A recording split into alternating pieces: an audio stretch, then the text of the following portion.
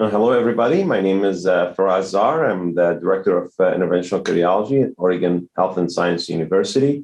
It is an honor and privilege to present to you today the 30-day outcomes following transfemoral, transseptal, transcatheter mitral valve replacement, Intrepid TMVR early feasibility study results. Well, transcatheter mitral valve replacement hold a lot of promise as a new approach for treating mitral valve disease. Historically, we've been dealing with transapical TMVR devices. Those had very good MR reduction. However, there is a lot of safety concern around them.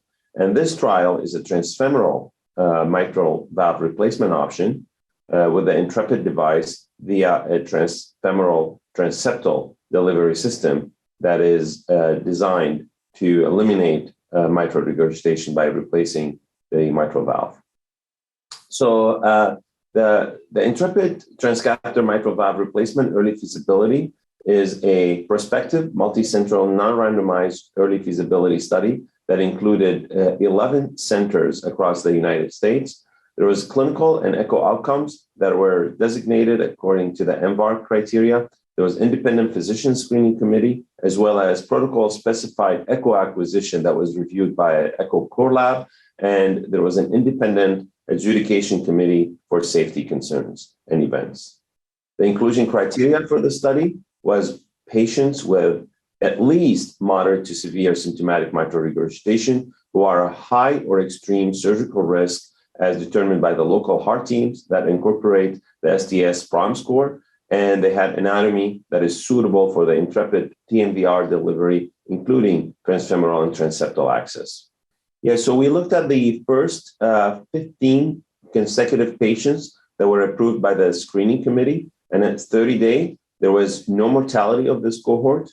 There was 0 stroke, reoperation or reintervention of the mitral valve, and 0 new pacemaker implantation. And then there was 7 bleeding events in this cohort. 6 of them were related to major vascular complication, and 1 was related to GI bleed 2 weeks after discharge. There was complete resolution of mitral regurgitation with 100% of patients have none or trace mitral regurgitation at 30 days. Also, 100% of the patients has none or trace perivalvular mitral regurgitation at 30 days. And there was all patients had mild LVOT obstruction as defined by peak velocity less than 3 meters per second across the LVOT. One remarkable finding of this study is that the vast majority of patients has significant improvement in New York Heart Class Association. I think this is a early feasibility study with the first generation 35 French device.